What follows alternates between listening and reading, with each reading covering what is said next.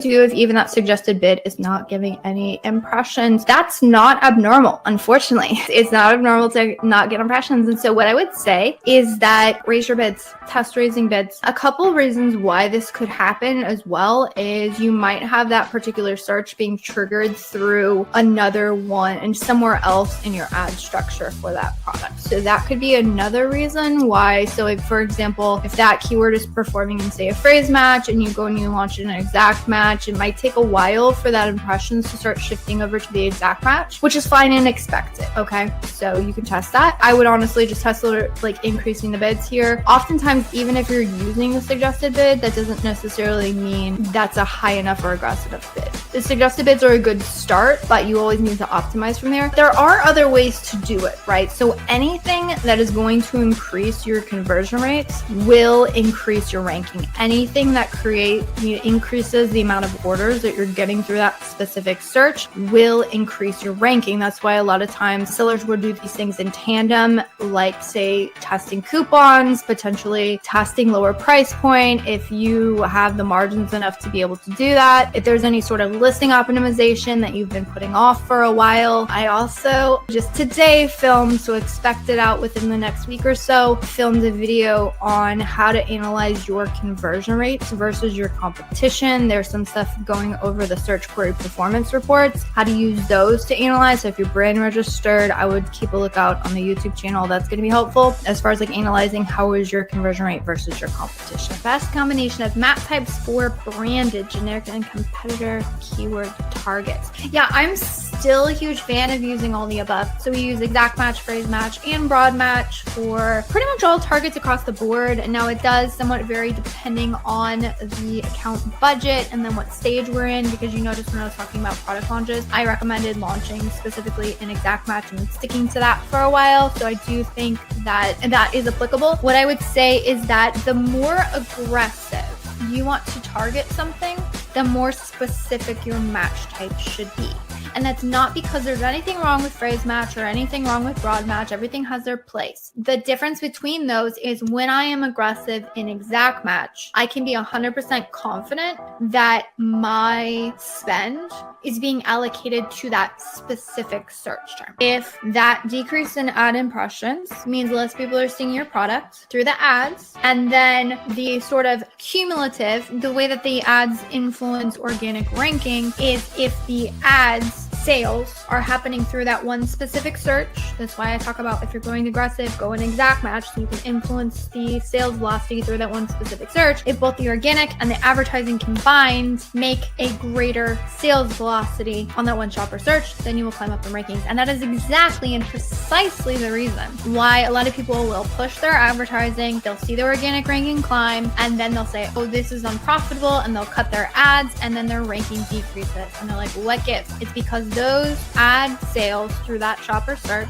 were adding to the cumulative or total sales that you were getting through that one shopper search. And without those additional ad sales, you do not have enough sales velocity to be able to push past your competitors. Business reports will tell you the sales that happen the day that that transaction is enacted. So if I go into, if I go to Amazon as a shopper right now, I want to purchase a product, bang, done, add to cart, ship it to me. That transaction is going to show up in that seller's business report as the day that I bought the product. However, if they go into their accounting section of their reports and they look at when they actually, when that accounting records the sale, they're probably not actually going to see that transaction till maybe a day later. And the reason why is because you don't actually get paid as a seller until that product ships. Hello, and welcome back to another episode of Ask Junglr. For those of you watching, hello. I see some returning watchers. Joseph's already coming in with the heat and some amazing questions in the chat. Super excited to get into it today. But first, really quick, if this is your first time joining in, I want to say welcome. Also, welcome back to our long-time viewers, listeners. The name of the game, as you might have guessed with the Ask Junglr, it's essentially throw any like any and every Amazon ad question you have using the chat on whatever streaming platform you are watching in on. And what I'll do is I will pull it up on screen and I will give you a detailed breakdown answer. We share resources here. I do screen shares, we do walkthroughs, doing a lot of math on the fly more often than not. Some exciting stuff that we've been working through this week, just internally in our team, is a lot more like forecasting models and things, specifically forecasting around peak shopper days. Like Valentine's Day was another one, so that always like throws a wrench in the works, right? Like you got about, what is it, like 2 weeks to be able to get your like sales peak right, especially if you have like highly giftable products that don't really sell well after Valentine's Day. You got to get like all of your inventory sold out. It's really difficult, and so we're working on, okay, so if we expect, totally cost to be high because we're pushing products right before that, like what kind of ad spend do we need to end up with, and kind of keeping a running total of ad spend. There's a lot of things that go into Amazon advertising that we're a part of and we deal with day in and day out, which, by the way, if you don't know who I am, hey, my name is Elizabeth Greene. I'm one of the co-founders of an Amazon ad agency called Junglr, which is why I feel qualified to talk about Amazon ads, because I do this all day, every day, sometimes on weekends, for the past 8 years. So it's been a hot minute. I've seen a lot of stuff. I've seen, the iterations over the years of, old school launch strategies. Like we take, you use autos and then you launch manuals, and then everybody started with manuals and it was a little bit broader. And now, like we even have an updated launch strategy that we're using.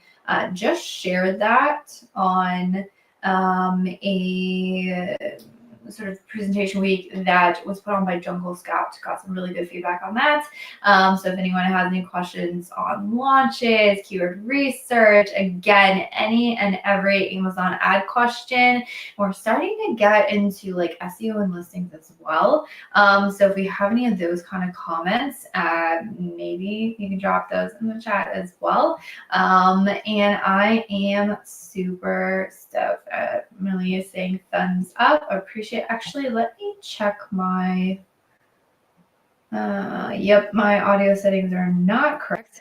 Cool. All right, that should be much better. I don't know why the audio always wants to mess up on it. So, already have some questions in the chat. Getting some questions on date ranges and bid adjustments. Yeah, if you didn't know, in addition to just knowing a crap ton about Amazon advertising in general in terms of strategy, we also built our own in-house tech, which includes bid algorithms, optimization timelines, and all of that stuff, which means when it comes to like technical questions around certain adjustment periods, look back periods, trust me, we've been through it all, we've done it all, and we're still testing. So I'm excited to get into these questions, and maybe we'll just keep rolling. Tend to be here for about an hour, so let's just get into it because there's some pretty good and some more technical questions here. Joseph was asking, generally speaking, what's a good spend ratio for ad types? Ad types, not like sponsor display and sponsor brand. What percentage of spend should be going through each of these? That is a fantastic question, Joseph, and also one that's a little bit difficult to answer. So when it comes to different ad, I would consider them more like ad types. What you're asking, and I appreciate you specified, you're talking about more match types. So with the ad types, what we've seen is that I like to have 75 to 80% of total spend on sponsored product ads. So it sounds like what you're talking about is, okay, so then what's the further breakdown of the match types instead of sponsored product ads? I don't like to get past 75 or like 70%, only 70% of ad spend in sponsored product ads. You might end up starting to deal with some ranking issues because, fun fact, sponsored product ads have the most impact on ranking. And now it has to do more with ad inventory, and kind of, just how much more volume of impressions you can get for there. It's not necessarily, I think, that there's anything wrong with the sponsored brand or sponsored display ads, but just FYI, which means the majority of your budget should be going towards that ad type. What I've seen, again, I've seen a ton of accounts. In addition to just the accounts that we manage, I've also audited a ton of accounts. And what I've seen every single time is that if you get past 70, or if it goes down to like 65, 60% of your total spend, going to like, if you get past 50% of your total spend going to sponsored brand ads, because there's a lot of, like, when video ads came out, if there was anyone who had a product that was, say, under converting, and so they just naturally, like, most of their spend went into sponsored brands video because that's where the conversion rates were really strong. What I noticed is that all of those products always struggled to rank. So I don't like to deprioritize sponsored product ads, especially because one of the major benefits long term to Amazon advertising is its impact on organic ranking, which means you want to, like, a zoomed out holistic picture of your ad strategy, and you don't just want to be hyper focused in on like low A costs or high ROAS, because that will end up pricing you out of the market and you're going to end up losing market share. That was a side quest. I'm sorry. All right. So then let's get into like the different match types and the breakdown. So I would say, in terms of like your auto campaigns, ratio of ad spend to autos, gosh, it is dependent. I'm trying to think back on recently on a lot of the audits that I've done. I think in healthy accounts where I saw like a good focus in on ranking and market share growth strategies, you're probably looking at 20 to 30% ish on autos to manual. You definitely would want to have majority of your ad spend on manual.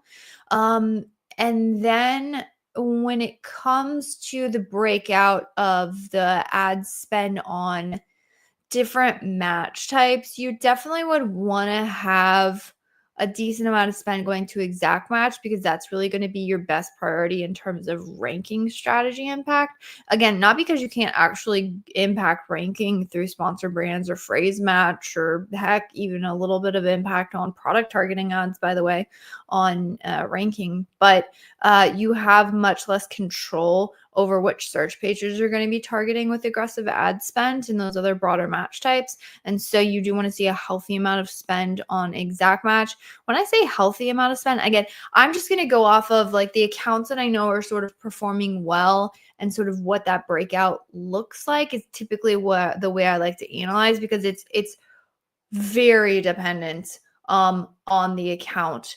15 to 20%, maybe even 30%, depending on the account. Now, what I do want to say is that I don't want anyone to take these sort of benchmarks, other than the benchmarks I gave you on like not over-indexing on sponsored brand ads and in neglecting sponsored product ads. But outside of that conversation, I would say, as far as like match types, the one thing that you really want to understand is which match types are performing well for me in my product, because that will differ by category, by product.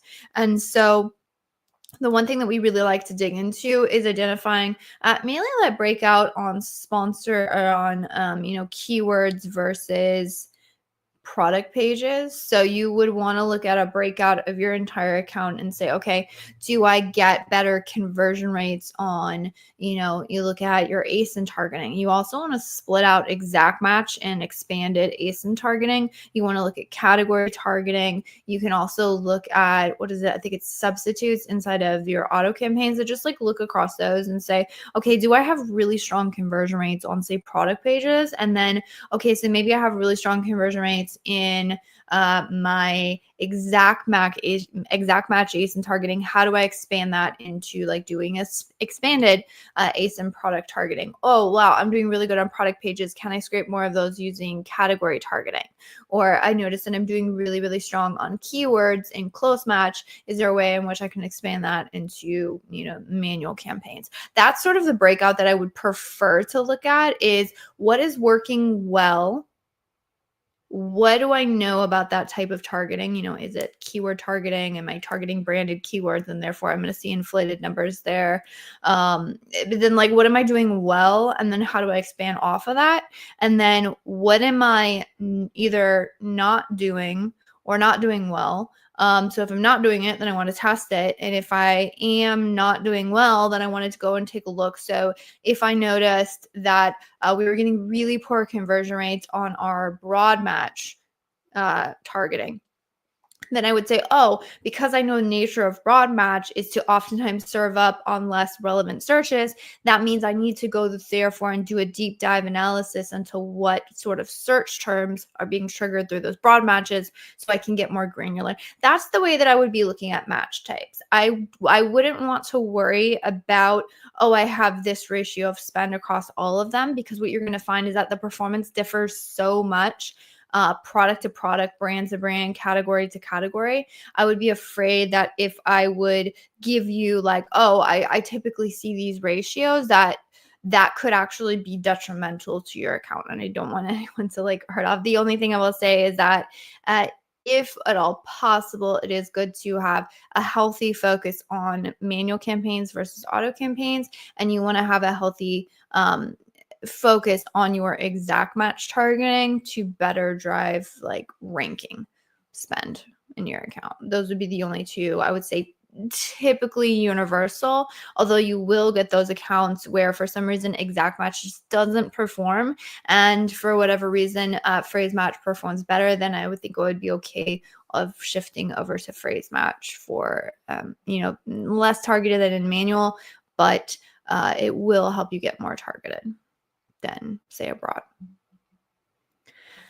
Another good question. I always include my FBM SKUs in ads. Adding them in a bulk is only possible via bulk file because if you do it in the ad console, Amazon will allow you to choose the SKUs. Yes. So Joseph, we always like to add in the FBM SKUs into our ads. So I would say that's 100% correct. And yes, bulk files, regardless of if you can do it in the ad console or not, we found that bulk files are like the most scalable way to do that across your entire account. It makes it super easy. And so if anyone was wanting to get into bulk files, we actually have, let me see if I can find the playlist for it, but we have a lot of, let's see, we have a lot of videos on our,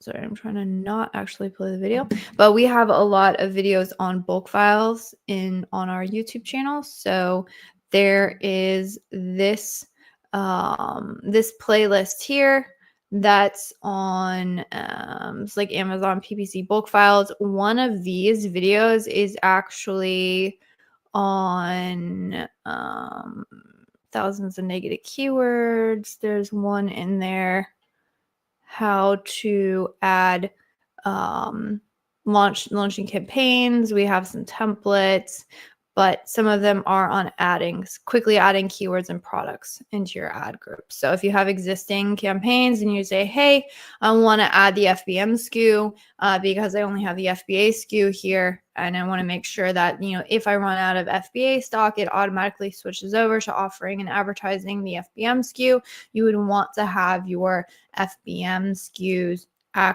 included in those campaigns, so it just naturally switches over. You don't have to do anything, and that's a really great practice. And so Joseph, I appreciate you bringing it up, but to do that at scale across your account, much easier in a bulk file. And so I would recommend. I don't even think any softwares do that very well, and so bulk files definitely shine there.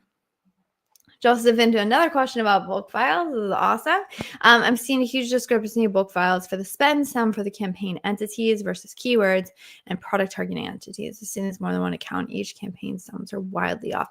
Yes, we have seen this as well. I believe when we did a deep dive, for whatever reason, when it's summed up at the campaign level, it's very off. Although we've seen it is not so off on the keyword level. And so providing that you're not like cross analyzing those two things, you should be good. As long as you're like, again, comparing that specific row and making optimizations off of it, you should be good. All right, Vic, question. Can I ask what's the best date range to adjust bids for you? Fantastic question, Vic. So there's a couple different ways that you can have look back windows, and it also depends. One is pretty much only you would want to do it via software, and then the other one, you can do it. You can do it via software, and you can also do it if you're doing more manual adjustments. So the first way is what you call like statistical like data. So you wait until there's like clicks on the keyword. And so you like wait until you have like a good amount of clicks versus when you adjusted the bid last to therefore go in and do more bid adjustments. Now, there's pros and cons of that. The second one is just like a time interval. So I adjust bids every week on Tuesday, and then we have X look back window. That one will get you very far and still works in accounts. So the easiest one to do is the time look back window. So what you want to do is we set a look back window. We found that lasts 14 days to be very beneficial. And there's a lot of people in the space who will say like last 30 days is good. What we found is that last 30 days, it oftentimes will sort of mask sudden poor performance. And so for most items, we found that last 14 days to be the most effective and give us the best results. We've tested variable windows, and we found that that just still really works for us. So we continue that. And then the other thing that we find though is that because if you look at the last 14 days, which by the way, you also want to eliminate any keywords that you have already adjusted bids on and you don't have enough clicks to determine if you've actually tested at that new bid. So that is something that we would account for because again, if you're looking at last rolling 14 days, you don't want to have today's data in there, by the way, because it's not going to be up to date. But you can use, from yesterday or potentially the day before, depending on kind of how volatile the account is, or more like depending on if you've had any recent, like for example, Prime Day, right? You're going to have like one day of like fantastic results, but like you wouldn't expect that to continue throughout the entire month. And so you definitely want to account for those like peak shopping times. Now, the one exception to this rule, I will say, is we have found that there are certain accounts where they're just two reasons for this. One, they can be a very low data account, meaning like advertising. It's oftentimes happens when you have really low conversion rates, is that sales will just be sporadic. And then the other time that we've seen this is like on higher priced items, because there what you'll see is that sales are just not quite as consistent if you look at a shorter date range, because it takes a lot longer for someone to decide if they want to purchase a $200 $300 product versus something that's like $25, right? So that consideration window is a bit longer, which makes sales more sporadic, and that can be really difficult to determine what the actual the average performance is of a target. If like one day it's got 5 sales and all of those sales were like $200, well, all of a sudden sales are really high and performance looked great, but then the next day it looks like we got a ton of clicks and no orders. And that's just because that's just the nature of the beast with those types of products. So what we found here is, instead of looking at a 14-day look back window, looking at a 30-day look back window is very helpful. And again, because of that sort of low data problem, or you want to you want to smooth out those humps and just see like more consistency, like on a better, smoother averages is what you're looking for. So in those cases, we would change that look back window to a 30-day. Now, the one problem, even if you're looking at a 30-day or 14-day, is that there are, again, low data problems where you have keywords that maybe are getting enough clicks within a 30, 60-day window that you could determine there's enough clicks for me to take action on this. But if you're only looking at a 14-day window, maybe it only has, 3 clicks or something, and that probably is not enough for you to take a decision on it. So what we'll also do, in addition to looking at shorter date ranges, so what we're doing in the shorter date ranges, we're looking for things that have, a lot of clicks and high A costs, low A costs, low or no impressions. We are still looking for those items that have clicks with no orders, because that's where the most waste comes in any, and a lot of it is, I don't want to categorize as waste. Sometimes it's just like testing budgets, right? But that's where the majority of your testing budgets are going to be, is just like trying to get clicks and see if you can convert. But what often happens is, again, within that 14-day window, you might not have gotten enough cumulative clicks to really determine that. But if you look at a longer time horizon, being like 30, 60 days, you will be able to see that, yes, there are in fact enough clicks to make a determination. So in that case, what we'll do is we'll look at dual date ranges. We'll look at the last 14 days to determine, okay, what's happening right now, and for our terms that are driving sales, or any like sort of last like low recent cleanup in the account. Example, you could have a keyword that was converting and all of a sudden is not, and so you don't want to like have a lot of clicks and no sales on a shorter date range either. But then we'll also take a look at the longer date range and say, okay, are there any targets that are bleeding? So we're looking just for our bleeding targets in that longer date range, and we found that looking at those two things has been quite beneficial, and has helped us drive really good performance in accounts. Vic in with another question about the best negation types. What is better, exact or phrase? I would say there is no better. There is what is the use case, but I will say that for the majority of the time, I would prefer exact match negatives. Negative phrase match can be very powerful, but you do want to be aware of potential downfalls. So with negative exact match, what you're saying is, hey, I don't want to show up on this one specific search. And then if you're doing negative phrase match, you would say, I don't want to show up on any searches that contain this phrase.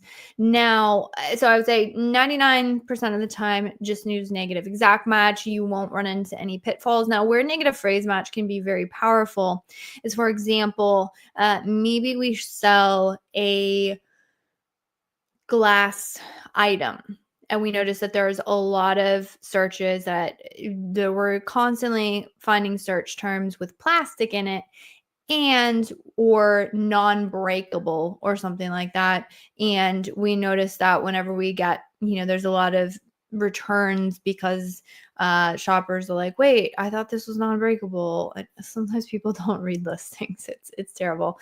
And so in those cases, if you added a negative phrase match for like non-breakable, or negative phrase match for plastic, again, I would want to validate that it's not converting, because there will be certain search terms that you're like, this doesn't describe my product, and when in fact you are making orders for it. So I don't like to cut off potential orders, which is why I always prefer the negative exact match. But if it feels like you're playing whack-a-mole with search terms that are showing up and they always contain a root word, and you know that it doesn't convert for you, and you want to just clear out that ad waste, then negative phrase match is very powerful here and can be very, very effective. Negative phrase match is also very effective if you want to make sure that you are segmenting your branded and non-branded. So you can add your branded term as a negative phrase match into all of your non-branded campaigns, and then you can just make sure that that is clean. And then again, negative phrase match shines here. It would be very difficult to like go through and remember like every single variation of your brand name in a search term. So that can be helpful. Working on a moderate budget of $100 per day in the apparel category. Oh goodness, apparel is fun. I say that with love. We manage a lot of apparel clients. This forces me to manually optimize bids way low during the early hours. If I do this daily, will Amazon punish me for manipulation? No, you'll be fine. You won't get into any trouble if you're doing it. Sounds like what you're doing is kind of like day parting, but day parting more traditionally is like when you pause or unpause campaigns or adjust budgets or something. Sounds like you're adjusting bids for certain times of the day. You shouldn't run into any issues. The only thing that would happen is that like you would, in a lot of ways, might be pricing yourself out of the ad auction. Meaning if the bid's too low, you won't get impressions. But if it's not a time of the day in which you want to like pay for those impressions, then you should be totally fine. Where it obviously would come into issue is like if you continue to keep the bids low, and if you lost momentum and you lost sales, and then that led to decreases in organic ranking, which leads to further decreases of total sales volume. That's where you can kind of get into a sort of a death spiral, but it doesn't sound like that's what you're doing at all. And so in those cases, nope, don't worry about being penalized. You're fine. All right, product of $13.99 with conversion rate of 25%, but CPC is $170, leaving us no profit but huge loss. Australian marketplace. How do you deal with that? Fantastic question. And a really, really difficult one. All right, let's get into a screen share because this is a question I get a lot. Is actually, do you want, if you're able to, looks like you're watching on Facebook, can you drop me what the products, what is your landed profits? That would be helpful. Because what I want to do is walk through a scenario with you. So typically speaking, when you're in these sort of scenarios, which this is a resource I put together, by the way, if anybody wants access to it, let me know. You can drop a link where you guys can get it. But essentially what you're looking to do is most likely you are not going to be profitable with your advertising. But what you do want to see is kind of be profitable with, so like, let me rephrase that. It's going to be difficult for your ads to be profitable.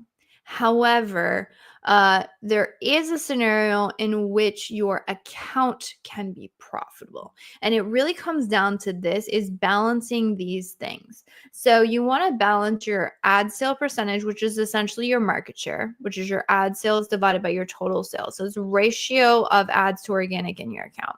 You have to balance your ad sale percentage with your ACoS. So your ACoS is your ad efficiency, which is what you're talking about right here. But the other thing that you need to think about is your market share, because there is a scenario. So by the way, your ad sale percentage and your ACoS make up your total ACoS. If you multiply these two numbers together, you get your total ACoS, which means there is a scenario. Like say we had an ACoS of 25%. If 100% of your sales are coming from ads, you're going to have a 25% total ACoS, which is probably not going to be profitable for a lot of you. So if you wanted to get from a 25% total ACoS to a 10% total ACoS, you would either need to have a 10% ACoS, which is going to be really hard. You're going to drop your ACoS by 15 points, or you can have a target ad sale percentage of 40%, meaning that 60% of your total sales are coming from ads, and then that's where you get your 10%. So there is a scenario in which, notice this number did not change at all. My ad efficiency, my ad profitability did not change. What changed was my market share. So what you want to do in this scenario, let's go through here. This is an ACoS forecast model. So I'm going to plug in your numbers, $13.99, and then you said you had a conversion rate of 25%, which is really high. And then you have a cost per click of $1.70. So you're looking at about an 80 or like a 48% ACoS. If you wanted to drive down your ACoS, say like, oh, I need to get 30%, you'd have to drop your CPCs by 65 cents, which is a pretty big drop. I don't know if you've, okay. You said $3.65. Okay. So if you have $3.65 of profit, that means you have what in terms of, you only have a 26% margin. Okay, so let's work out the scenario here. All right, let's plug in this ACoS number and then see. So this graph, this forecast graph is going to tell you how easy and or difficult is it going to be to get my ads profitable. So we say, okay, maybe dropping down to a 105 average CPC is going to be really difficult. Is there a world in which we drop to 40? So that means we only have to drop 30 cents. That's kind of crazy. Can we drop to 45? And I would just play with it. So maybe it's not completely unreasonable to get your CPC down 13 cents if you do it over time. So that is an option. If you're only focused on ranking strategies, by the way, most likely that's driving up your CPC. So there's like low cost, low bid strategies that I don't know what your strategy looks like on the account. But if you're only hyper focused on like exact match aggressive strategies, then that's maybe a scenario where you're driving up your average CPCs. And then if you say added in lower cost strategies, but I'm just going to take this 48, I'm going to plug it in here. Okay, so let's plug in this, and then let's say before your ad profits, you have not 60, we only have 26.9%. So then our question is, well, we got to get a total A cost. I'm guessing like if you had 100% ad sale percentage, which means that like no market share, no organics, then you're looking at 48. That equation is quite rough.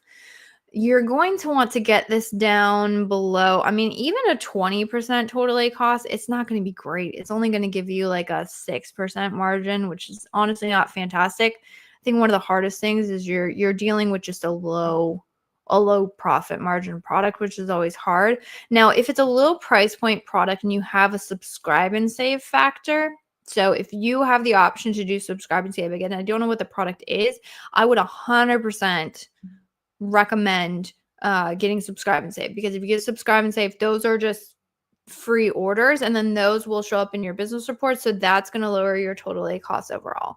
But right now, if you're looking at a 20%, that means you need a target ad sale percentage of 41%, which to be honest is a little bit difficult.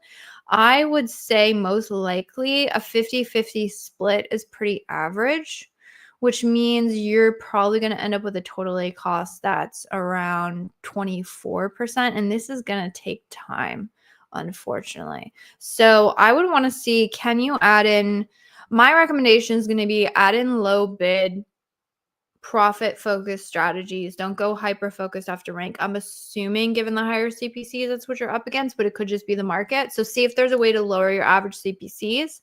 And then the other thing that you want to do is just keep on top of, make sure your conversion rate's strong enough that you can actually rank on the keywords. So honestly, it's going to be rough to get profitable. You can get profitable. It's not going to be a lot. Like you're going to be looking at 4 or 5% profit margins on this, which again, if you can do volumes, if you can get up subscribe and save, there is a world in which this gets really good. And a lot of subscribe and save might drive this number down even more.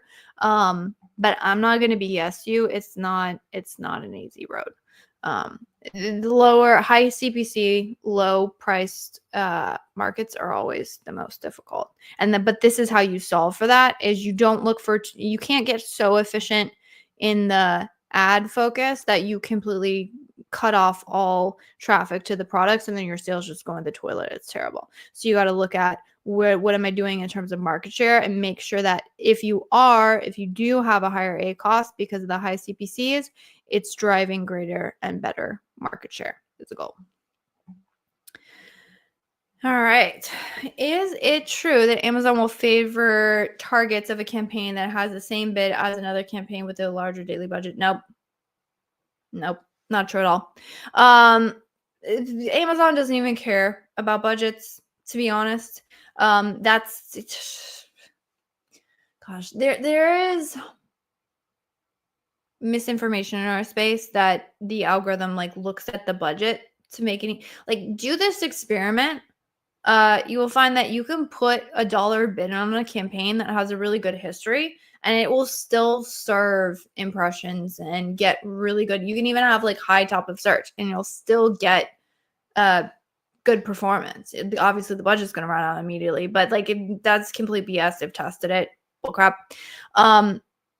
What really matters more is just the past performance on the campaign. So what we've noticed is that long running campaigns tend to be favored a little bit more. If you do have a higher bid, that tends to be favored more, is what we've seen. Budgets are, if at all, factored in, which I don't even think they're factored in. It's very, very small factor. Hey, Elizabeth, what advice would you give to someone looking to explore Amazon PPC, manage it as a full-time career? Do you think it's worth pursuing? It is definitely worth pursuing. It's a little bit difficult to break into the industry now. Totally doable. But you have more competition these days. I mean, like, even me as a service provider, we have a good agency. We've been in the game 8 years. I know my shit. Like, I've been doing this a really long time. I have more competition, just from an agency perspective.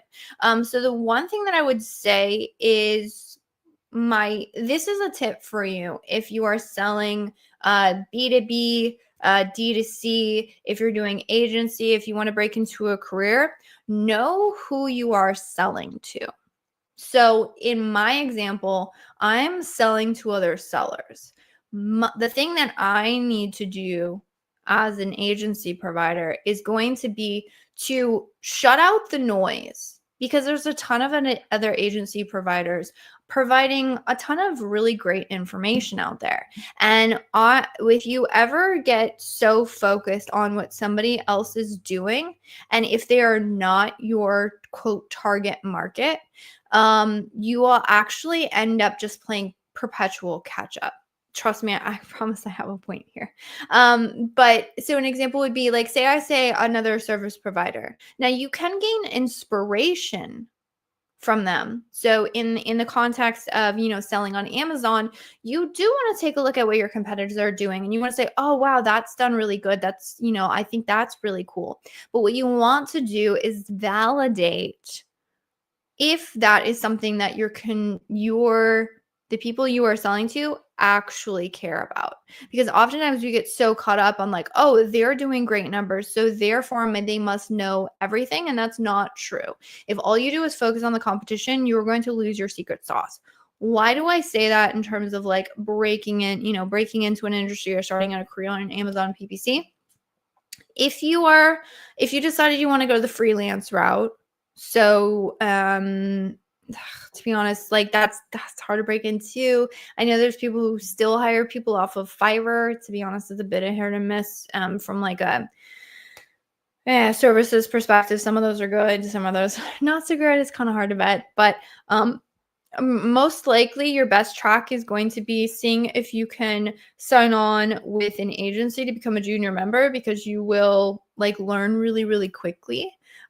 Depending on the agency, they may or may not hire people who are, don't have any experience. So in our agency, we have like an insanely high bar for our team in terms of their quality and ability to deliver, which means I only hire people with experience, to be frank. And that's just me, and that's my agency. That's not every agency out there. So if you're going to go the freelancer route, what you should do is you should use social listening to understand everything you possibly can about what sellers actually need and are looking for from their ads. Because there's going to be what sort of people teach or say is good in advertising, and then there's going to be like what brands really need. And you'll find some things universally apply, and then there are some stuff that's super, super specific to like a specific category or market. So an example would be someone in the supplements versus somebody who has a clothing brand. They have very different struggles. Supplements are really, really competitive. You absolutely have to factor in the repeat purchase nature. You are going to lose money up front, but that's for like a long-term play, because it can be very, very profitable. People who have, clothing brands tend to really struggle with inventory and inventory planning. Inventory management is a beast in clothing. So while there are some like cross things of, just selling on Amazon, there's some sort of universal struggles. There's always going to be those specific struggles. If you are looking to break into like working at an agency in an entry-level position, I would say who you are selling to is going to be agency owners. So figure out what they care about.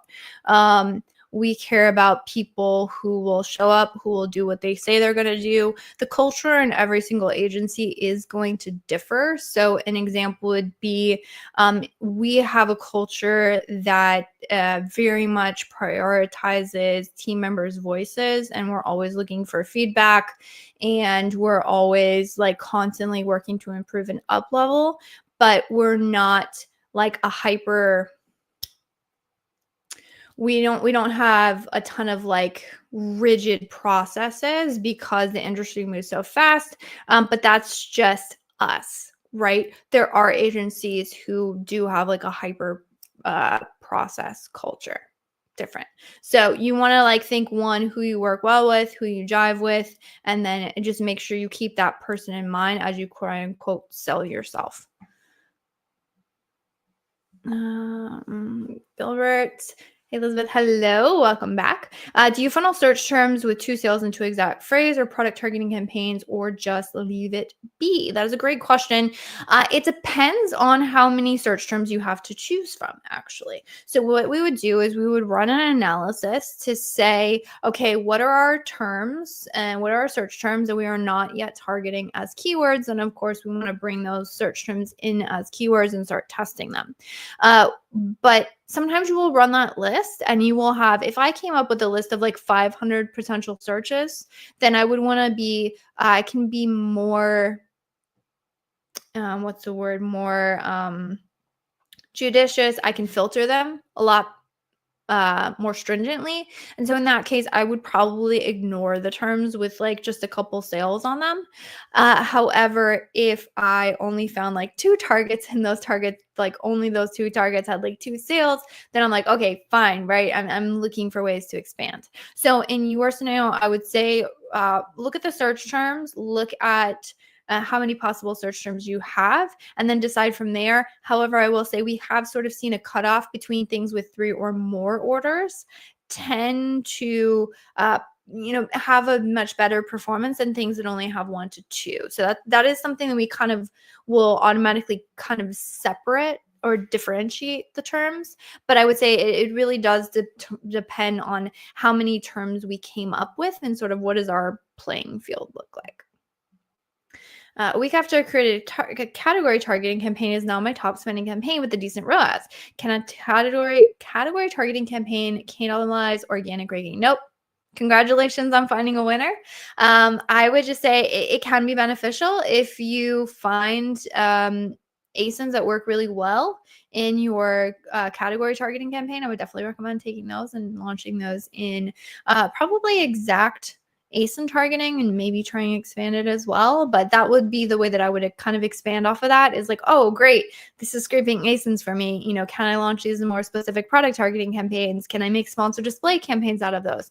And all of those are a test, but you're not going to cannibalize anything. And in fact, you're probably going to improve it. Now, the only thing that I would say is that if you notice that, oh, the reason why it's performing really well is because it's targeting my own products, that might be something to pay attention to. But I don't know if I would turn it off in that scenario. I would just pay attention to it and make sure that it keeps maintaining a good ROAS. Oh, good question. Just curious, what is your go-to AI to? OpenAI, Claude, Grok. So, yeah, OpenAI, ChatGPT. I do like that one. I find that I like the voice conversation. I process things like I process things through conversation, and so I found having a conversation model to be really helpful. Claude, I find does better for like writing. I found some issues when it comes to trying to get ChatGPT to write things in a certain way that sounds less AI-ish, and so for some reason I use Claude. I do like Grok. Grok is good and tends to give you better, more like interesting feedback. And can actually help you, I think, write better prompts. So that one's been interesting. The other one that I do like is Perplexity. So Perplexity does a little bit more dives on the web. Now, ChatGPT has started to have web capabilities. And so if you ask it, it can like pull out insights. But I find that Perplexity, if you want to sort of like go out and find resources on the web and have an AI that can analyze the resources on the web, Perplexity is fantastic. However, because it always is going out and analyzing some stuff, sometimes you want to just work on a set project and it'll still like kind of pull resources. And so I don't really like Perplexity if I'm like, okay, I have my defined criteria, my defined information, and I want to sort of build or create or make something off of my defined information. But if I'm trying in fact gathering, Perplexity is great. So what I found is that each model has its pros and cons, and it's understanding the specific strengths of that particular AI model is what I found to be the best. So I'm like, oh, Claude is really good at writing. ChatGPT is kind of like universal. I like the way it processes stuff with me. So that one's really helpful. Perplexity does this, Grok does this. And you actually kind of want to start to use them in specific scenarios. And you'll find that helpful.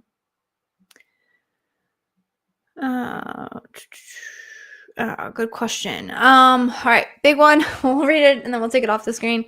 Hey Elizabeth, doing well. Thanks for the session. Appreciate you joining. Really nice to have you.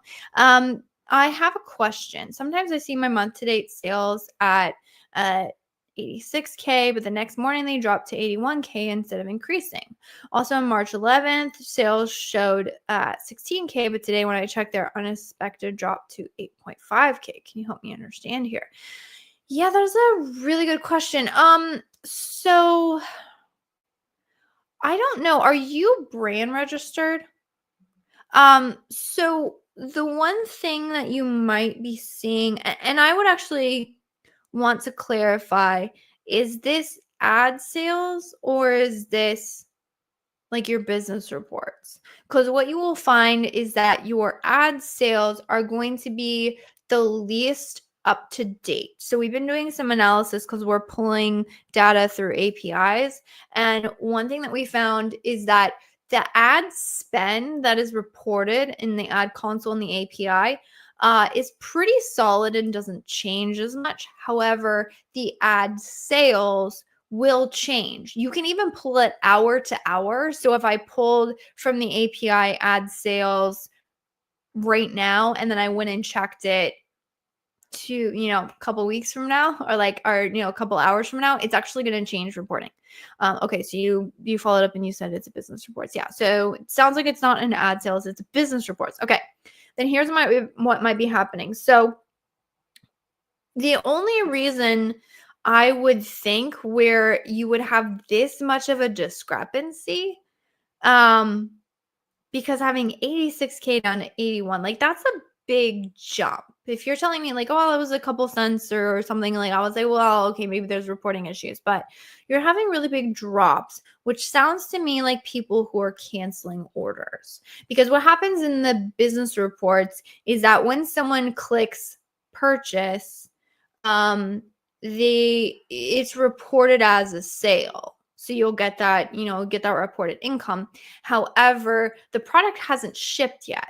And in fact, when you go into, that's why you'll often see like sales data and like any sort of profitability reporting, like the numbers will seem very off.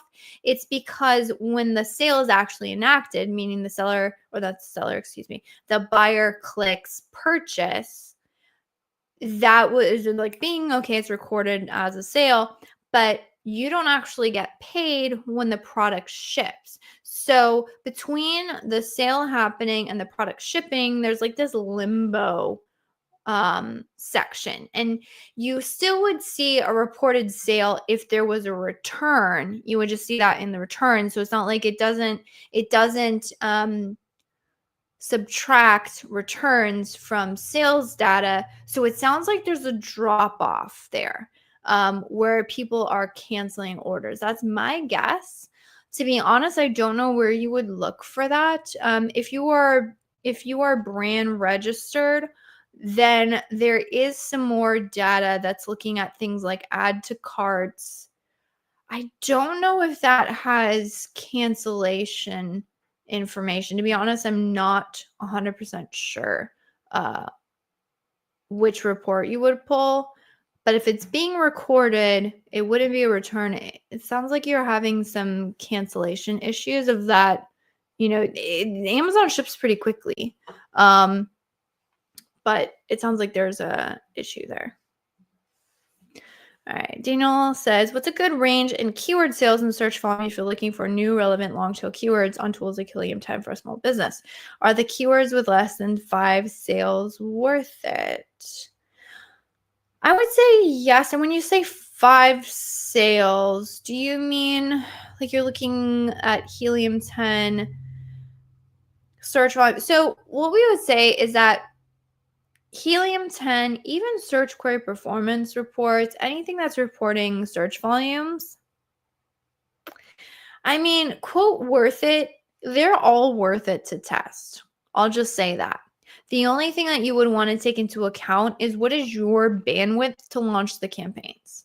So if you're going through and you're, say, like you're already in that long tail keyword research mode, you're already scraping them, you're already planning on launching the campaigns, if it's not going to take you any extra effort, and the keywords seem very relevant, if it's not going to take you any extra effort to like launch them and test them in your account, I would say do it.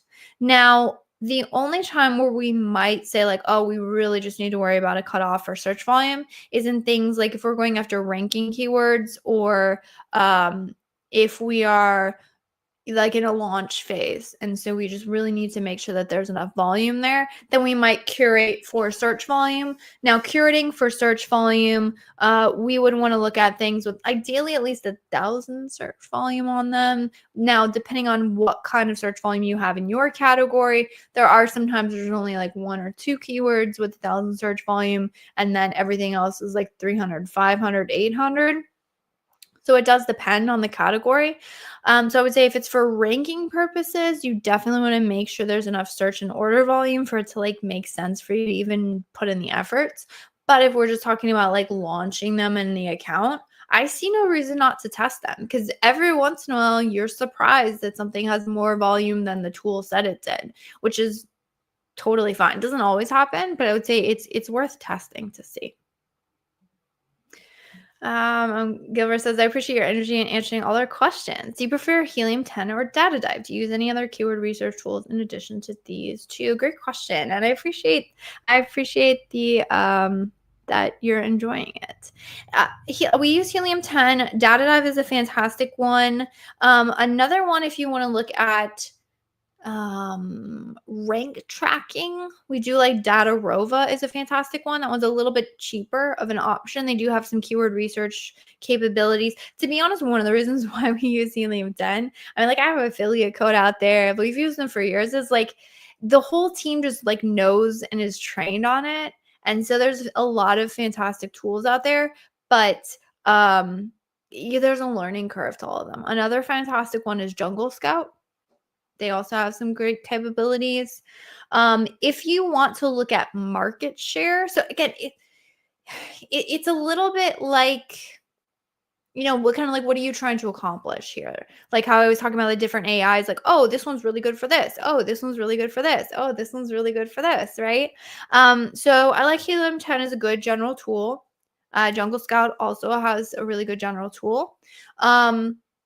Datarova shines. We like it in terms of the ranking capabilities, and they also have a way where you can. I think it's a beta, but if you are using them, you can reach out and ask them if they can actually upload your anything you're tracking within the tool. They will actually upload it into a spreadsheet and update that daily. And what we're doing is we're taking that spreadsheet and we're pulling it into our own like database, and then we can use that in whatever like tools, the internal tools that we want to build. So there is that capability there. And again, it's really cost effective. The other things that we've found to work really well. So if you're looking at trying to understand market share, in a really, like if you don't mind manually checking it for market share, Smart Scout is a fantastic one. That one does a lot more like, it was a lot of people use it to find like wholesale products, but we found it to be really easy to gauge market share there and kind of see what the competition is doing. Also, if you deal with a lot of like resellers on your products, Smart Scout can give you that information. And it's a pretty economical for what it is, especially like market share tools tend to cost like a lot. Helium-10 has a really good capability to have, give you market share data, but again, you pay for it. Jungle Scout has, I think it's Jungle Scout Cobalt, which is great, but it's expensive. Again, if you're more enterprise, then like doesn't matter. But if you're looking for a more cost-effective solution, Smart Scout's going to shine there. Another one that we've actually been dabbling with is viral launch. It's kind of an old school. Now for keyword research capabilities, I like the capabilities that are in Jungle Scout and Helium 10 a little bit more. However, one thing I found with viral launch is they have some pretty interesting capabilities of looking at market share in a different way. Now the market share is gauged through keywords. So it's a little bit different. You got to kind of manually put that together, but that one again can be really useful. So again, it's kind of like use cases and again, cost, right? So we're an agency, so we have like all of the above options, and we like team primarily uses, I think, Helium 10 again, just because it's like what we're used to, but we have all of the other capabilities if anybody wants that to use them. But then of course we're paying for all these tools, right? So we can afford that just because of the nature of our, like, because of the work that we do, that might not make sense for, say, like a seller, or if you're like freelancing or something. So from there, I would just pick, okay, what is the thing that I need to do the most? Which one gives me the most universal benefits? And then just roll with that one. Awesome. I got in time for one last question. Fantastic question. Where can I see hourly PPC data? That is a fantastic question. So there is a report inside of the ad console, which you can pull to get hourly data. The other way to get the hourly data is to pull it through Amazon's API, but that requires a whole nother, like, it's a bit to get into the API information. To be honest, we have somebody in our team who deals with that. I just understand the capabilities. But when it comes to quickly pulling it for yourself, you want to go into your into the reporting inside Ad Console. Select, so this is only for sponsored product ads. Select the sponsored product ad report, campaign report. And if you select that report, you should see in the drop down the ability to select hourly data. And then if you pull that, that will show the hourly data for each individual campaign across like all your sponsored product ads. From there, our recommendation is to run a pivot table off of the specific hours of the day. So kind of aggregating all of the hourly data for all of your campaigns, because you will find in most accounts, you don't have enough hourly data and clicks to really like make a determination if something worked or didn't. Because if you have a certain hour of the day where you have like 0 clicks, is it that hour of the day doesn't work for you, or is it just like you don't have any clicks, so you can't make a determination? So in that case, I would recommend running a pivot table, just like aggregating everything, and then that should give you a really good breakdown. And of course, you can graph it, you can pull it out over time, and just be aware if you look back over, say, like, last 60 days, and then you have hourly data, that's going to be a really freaking big spreadsheet. So you want to analyze like enough time frames, or like a small enough time frame that you're actually able to like open up the spreadsheet and the whole thing doesn't just crash. So do be aware of that. It's going to be a lot of data in it. And with that, I think that is our last question, or we're getting to the very top of the hour. So I have appreciated all of you joining here. It has been fantastic. So again, by the way, for those of you who joined late, my name is Elizabeth Greene, co-founder of an Amazon ad agency called Junglr. So if anyone is listening into this and they're like, hey, that has been super valuable, would love to get your take on my account, more than happy to put together an audit for you. My goal with that is obviously for you to say, oh my gosh, that was fantastic. I love it. Please do it for me. Don't make me think about it and hire me. But at the very least, you'll get insights into your account. I'm not going to hard sell you, I promise. Just want to make sure that we provide value, and ideally that value leads to business. Has been our entire thesis for marketing, which is honestly why I do this show every single week. It's like, hey, I just want to be super valuable. And if I can help you in any professional capacity, I'm more than happy to talk about it. So with that, I am super excited for another episode to come to a close. So with that, I'm going to say goodbye to all of you, and I will see you all. We will be here same time, same place next week. I look forward to seeing you. And that wraps up this episode of the Ask Junglr Amazon Advertising Podcast. I hope you found these insights and strategies helpful in your Amazon PPC journey. Remember, If you have a burning Amazon ad question that you'd like answers to, head over to junglr.com/live to join our next live Q&A session. Until next time, keep optimizing those ads and stay hungry.